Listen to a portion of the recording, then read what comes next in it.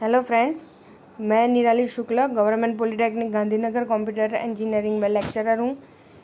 आगे के लेक्चर्स में हम लोगों ने देखा ऑपरेटिंग सिस्टम क्या है, उसका गोल क्या है, उसकी नीड क्या क्या है और उसका इवैल्यूएशन ऑफ ऑपरेटिंग सिस्टम यानी कि हिस्ट्री ऑफ ऑपरेटिंग सिस्टम, ये सारे टॉपिक के बारे में हम लोगों ने आगे के 2 लेक्चर्स में देखा था। तो इसका अगर आपको ध्यान नहीं है तो आगे के 2 वीडियोस आप रिफ़र कर सकते हो। आज के लेक्चर में हम लोग देखने जा रहे हैं टाइप ऑफ ऑपरेटिंग सिस्टम, यानी कि पहली हम देखेंगे batch operating system. Then what is batch operating system. Then पहले के ज़माने में computer as a large machine की जैसे हुआ करते थे, तो हम उसमें इनपुट डिवाइसेस में कार्ड रीडर्स है, टाइप ड्राइवर्स, ऐसे डिवाइस का यूज़ करते थे और आउटपुट डिवाइस में लाइन प्रिंटर्स है, टाइप ड्राइवर्स है, कार्ड पंचिस है, उन सब का आउटपुट डिवाइस में यूज़ होता था। तो कंप्यूटर सिस्टम के साथ हमारे जो यूज़र्स है वो डायरेक्ट इंटरेक्ट नहीं कर पाते थे। तो उस टाइम क्या करना पड़ता था कि यूज़र को अपना जो भी टास्क कंप्लीट करवाना हो उसके लिए एक जॉब क्रिएट करनी पड़ती थी और वो जॉब उसको सबमिट करवानी पड़ती थी ऑपरेटर को। तो ये जॉब क्या है, तो यूज़र को जो भी टास्क करवाना हो, जो भी प्रोग्राम करवाना हो, उसका लॉजिक, उसके लिए क्या क्या डेटा चाहिए और उसकी कंट्रोलिंग इन्फॉर्मेशन क्या क्या है, वो सारा एक बंच बना के एक जॉब प्रिपेयर होती थी। फॉर एग्जांपल अगर मुझे कोई एरिथमेटिक ऑपरेशन करवाना हो तो एरिथमेटिक ऑपरेशन का लॉजिक है वो प्रोग्राम में आएगा। समेशन किस किस का करना है वो डेटा वो 2 नंबर जाएंगे और उसकी कोई कंट्रोलिंग इन्फॉर्मेशन देनी हो, मुझे प्रोवाइड करनी हो, तो उसका एक बंच बन के एक जॉब क्रिएट करते थे यूज़र्स और बाद में उसको सबमिट करते थे ऑपरेटर को। तो बाद में ऑपरेटर का काम क्या था कि जैसे कि सिमिलर नीड वाली हमें जॉब मिली तो वो सारे जॉब का एक बंच बना देते थे ऑपरेटर और उस बंच को कहते थे हम लोग अपनी बैच। तो यहाँ फिगर में आप लोग देख सकते हैं कि कई सारे यूज़र्स हैं, तो कई सारे यूज़र्स एक एक जॉब क्रिएट करते हैं। तो वो जॉब क्या होती है, तो वो जॉब सबमिट होती है ऑपरेटर को। तो ऑपरेटर का काम है कि ये सारे जॉब को देखेगा और उसमें से कलेक्ट करेगा कि सिमिलर नीड वाली जॉब या सिमिलर एग्जीक्यूशन वाली जॉब कौन कौन सी है, तो उसकी वो बैच क्रिएट करना चालू करेगा। तो देखिए कि अगर बैच में है, बैच 1 में है जॉब 1, जॉब 3, जॉब 5, तो हम लोग कह सकते हैं कि बैच 1 में जो जॉब 1, 3 और 5 है उसका टास्क कुछ सिमिलर रहेगा। वैसे ही बैच 2 में है हमारी जॉब 2, जॉब 4, जॉब 6, तो वो भी सिमिलर टास्क वाली जॉब रही होगी। इसकी वजह से उसको एक बैच में कलेक्ट किया है उसे। तो यही पूरी की पूरी बैच हम लोग देते हैं इनपुट में।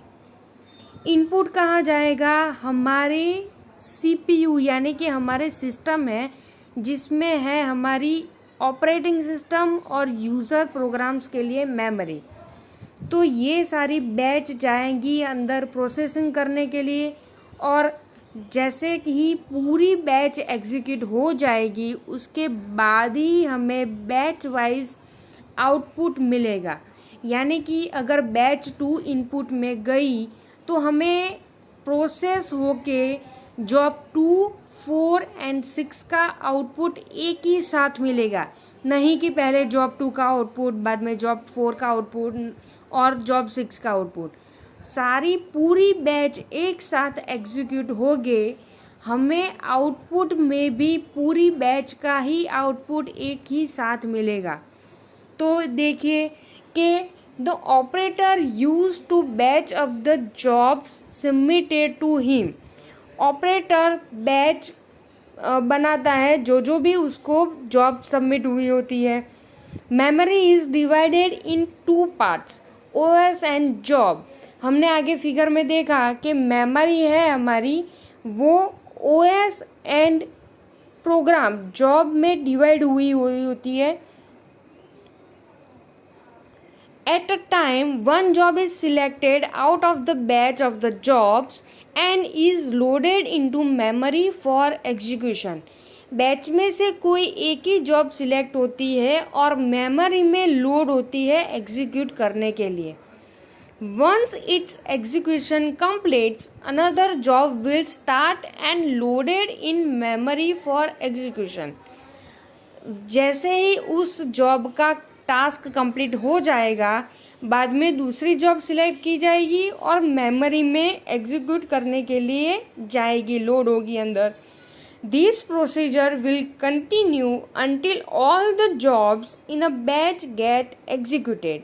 यानी कि एक बैच की सारी जॉब एग्जीक्यूट नहीं हो जाती है तब तक एक जॉब मेमोरी में लोड होगी, उसका एग्जीक्यूशन कंप्लीट करेगी, बाद में दूसरी जॉब लोड होगी, उसका एग्जीक्यूशन कंप्लीट करेगी, तीसरी जॉब लोड होगी, उसका एग्जीक्यूशन कंप्लीट करेगी और आउटपुट में हमें बैच 2 का ही आउटपुट एक ही साथ मिलेगा। और बैच 2 का एग्जीक्यूशन कंप्लीट हो जाने के बाद बैच 1 की बारी आएगी एग्जीक्यूशन और अंदर जाने के लिए। तो यही मेन कंसेप्ट है हमारा बैच ऑपरेटिंग सिस्टम का। फिर से एक बार देखते हैं। यूज़र्स सारे जॉब क्रिएट करते हैं, जॉब हमें सबमिट करनी होती है ऑपरेटर को। ऑपरेटर जो भी है वो सिमिलर टास्क वाली जॉब को एक बैच में बंडल करता है, बाद में वो पूरी बैच जॉब वाइज लोड होके अंदर एग्जीक्यूट होती है और हमें बैच वाइज आउटपुट मिलता है। तो यही है हमारी प्रोसेस बैच ऑपरेटिंग सिस्टम की। तो देखते हैं कि इसके डिसएडवांटेज क्या क्या थे। इसमें थ्रूपुट बहुत ही लो था। तो थ्रूपुट का मीनिंग क्या है कि इसमें हमारा सीपीयू टाइम बहुत आइडल रहता था। अगर सोचिए कि हमारी अभी बैच क्रिएट हो रही है या ऑपरेटर जॉब क्रिएट कर रहा है, तो ऐसा इनपुट आउटपुट जब चल रहा होता है तब सीपीयू में कोई भी प्रोसेसिंग नहीं होती है, तो हम सीपीयू के पास से हमारा काम जल्दी निकलवा नहीं सकते हैं।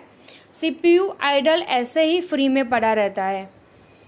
सेकंड है, debugging is possible only offline after output appears. यानी कि जब हम बैच वाइज आउटपुट देखेंगे तभी एक ही साथ हमें पता चलेगा कि कौन सी एरर जनरेट हुई है या कैसे हम उसको डीबग करेंगे। Operation were too much time consuming, ये ज़्यादा टाइम कंज्यूम करता है कोई भी काम करने के लिए। फोर्थ है, programmers do not have direct interaction with the job. Job के साथ जो हमारे प्रोग्रामर है डायरेक्ट इंटरेक्शन नहीं कर पाता है वो। अभी है फ्रीक्वेंटली आस्क्ड क्वेश्चन। तो इस टॉपिक में से कैसे क्वेश्चंस पूछे जाएंगे कि भाई what is batch operating system. तो बैच ऑपरेटिंग सिस्टम के बारे में आपको उसकी जानकारी देनी होगी। What does the job of batch operating system consist of.